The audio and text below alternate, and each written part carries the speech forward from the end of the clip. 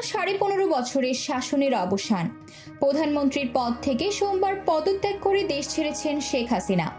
2008 সালের ডিসেম্বরের নির্বাচনে জনগণের বিপুল সমর্থন নিয়ে তিনি ক্ষমতায় বসেছিলেন। শেখ হাসিনা গণতন্ত্রের জন্য লড়াই করেছিলেন।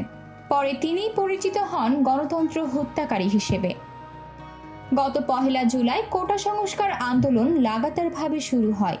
14 জুলাই প্রধানমন্ত্রী হিসেবে শেখ হাসিনার রাজাকার সংক্রান্ত এক বক্তব্য ও শিক্ষার্থীদের দাবিকে আইন আদালত চক্করে ফেলার পর তার মুখোমুখি দাঁড়িয়ে যান শিক্ষার্থীরা। সেখান থেকে শুরু হয় আন্দোলনের নতুন যাত্রা। জনসাধারণ এই সুযোগকে কাজে লাগিয়ে ছাত্রদের সঙ্গে যোগ দেন। এরপরই ছাত্র আন্দোলন বদলে রূপ নেয় গণ আন্দোলনে।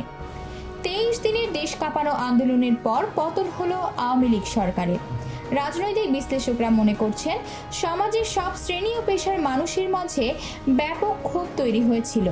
সেটারই বহিঃপ্রকাশ ছিল শুধু সময়ের অপেক্ষা।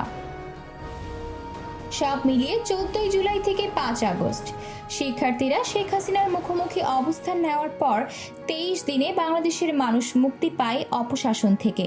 কোটা সংস্কার আন্দোলনকে কেন্দ্র করে শেখ হাসিনার একগুঁয়েমি ও বারবার ভুল পদক্ষেপের ফলে আওয়ামী লীগ এখন অস্তিত্ব সংকটে, নেতাকর্মীরা হত্যার ঝুঁকিতে। শেখ হাসিনার পতনের ফলে বাংলাদেশ পেল নতুন একটি সকাল স্বৈরাচার মুক্ত।